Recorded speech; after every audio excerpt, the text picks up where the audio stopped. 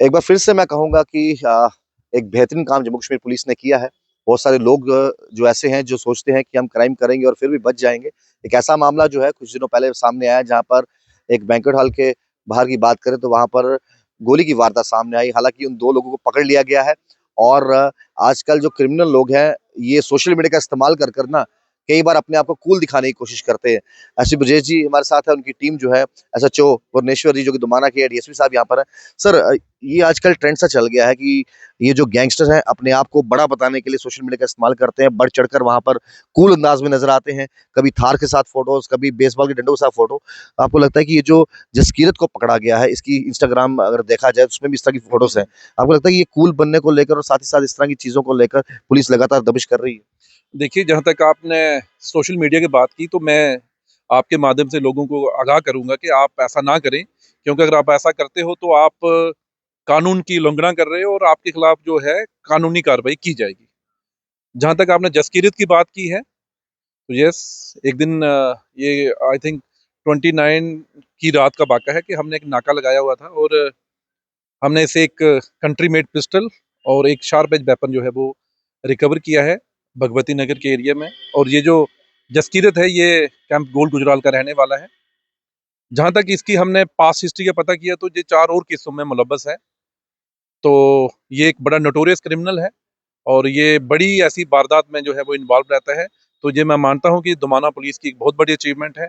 पूरी टीम, क्या वो एसडीपीओ साहब हो, हमारे एसएचओ या हमारा चौकी अफसर हो, उन्होंने बेहतरीन काम किया है और अब जो फर्दर कार्रवाई है वो कानून के दायरे में जो है की जाएगी। तो जैसे क्या ये रैंडमली किसी भी मैरिज हॉल के बाद अपनी दहशत फैलाने के इरादे से पहुंच जाते थे या फिर किसी जगह इनवाइटेड हो तो वहां पर जाके इस तरह का मामला सामने आता था? ये जो हमारा जो इंसिडेंट है इसमें ये इन्वाइटेड था, लेकिन मैं ये कहना चाहूंगा कि जम्मू के बीच में आए दिन ये ऐसी वारदात जो है दिख जाती है। और कई जगह मैंने ये भी देखा है कि लोग लाइसेंस वेपन लेके भी जो है, मुझे लगता है ऐसी पागलपंथी है, मत कहिए करें ऐसा।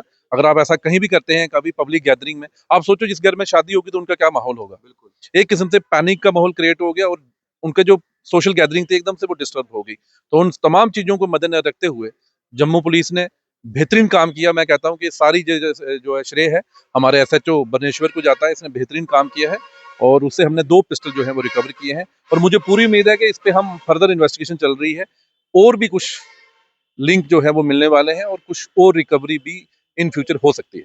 जिस जसकीरत को पकड़ा गया है आपने कहा उसके पहले भी 2 से 3 मामले पहले भी हैं। क्या वो भी इस तरह के मिलते-जुलते मामले हैं या फिर वो डिफरेंट किस्म का क्राइम? हाँ, उसमें दो दो जो है अटेम्प्ट टू मर्डर के हैं। तो मिलते जुलते ही हैं, मिलते जुलते ही हैं।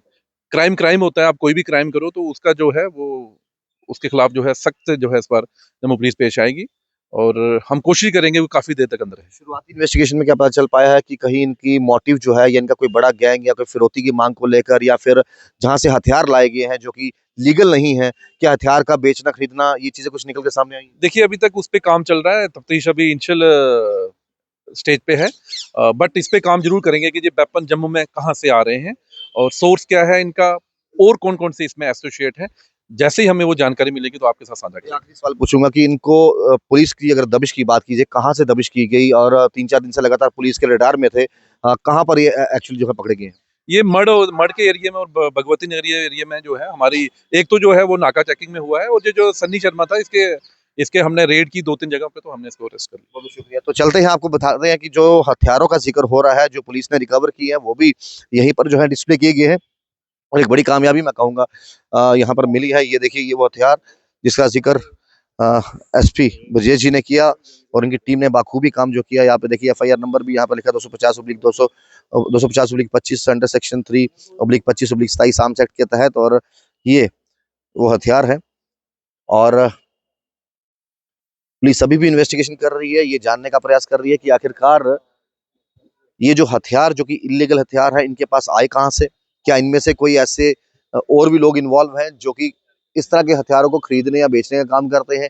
कई सारी चीजें इस केस को लेकर अभी और भी कई सारी गुत्थियां खुलनी बाकी है, लेकिन फिलहाल बड़ी कामयाबी मिली है जहां पर 29 तारीख रात को एक बैंक्वेट हॉल के बाद जो है गोली चलने की घटना सामने आई थी और तब से ये 2 व्यक्ति फरार थे। और यहाँ की टीम की बात करें, डीएसपी साहब की बात करें, यहाँ के जो एसएचओ हैं उनकी टीम की बात करें, बाखूबी काम किया है और 2 लोगों को जो गिरफ्तार किया है हथियारों के साथ। और ये भी कहा है आम पब्लिक को कि देखिए अगर आपके इर्द गिर्द कोई ऐसा संदिग्ध व्यक्ति या वस्तु नजर आती है उसकी जानकारी पुलिस के साथ साझा कीजिए। आप लोग देखते रहिए फार्मर जम्मू, राहुल खत्री, नमस्कार।